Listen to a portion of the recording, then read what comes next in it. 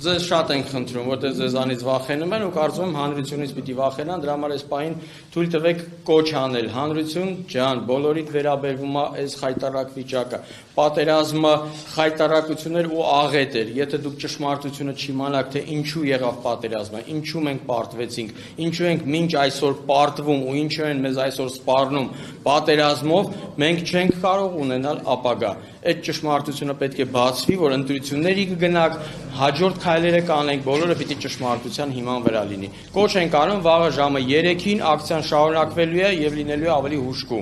Լինելու է խիստ պահանջով ժամը 3-ին բոլոր ֆրակցիայի ղեկավարները պետք է հստակ պատասխանեն մեր նամակին։ Այսօր երևի թե այսքանը, վաղը 3-ին նույն այս ընդունարանի մոտ։ Շնորհակալություն։